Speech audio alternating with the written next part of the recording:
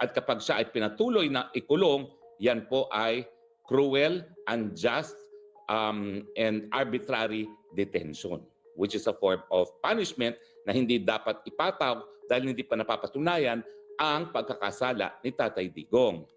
Parusa raw ang pagkakakulong kay dating Pangulong Rodrigo Duterte sa The Hague. Tama ba to?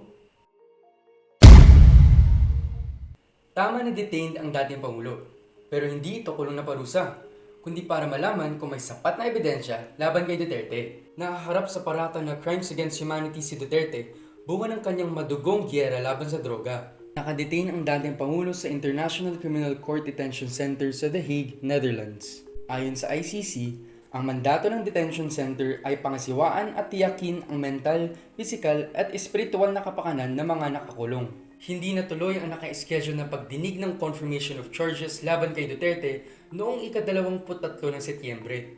Hiniling ng mga abogado niya na huwag ituloy ang pagbasa sa mga akusasyon.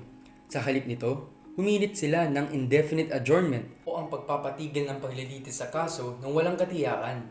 Unfit for trial daw kasi ang 80 taong gulang na dating Pangulo at hindi niya raw maiintindihan ang paglilitis sa kanya ng korte. Pinagbigyan ng korte ang hiling na pagpapaliban ng confirmation of charges pero hindi ang indefinite adjournment. Sagot ng Pretrial Chamber 1, limited postponement na lang para mabusisi ng mga huwes ang pahayag na walang kakayahan si Duterte na humarap sa paglilitis. At yan ang dahilan kaya kailangan maghintay pa sa detention center si Duterte.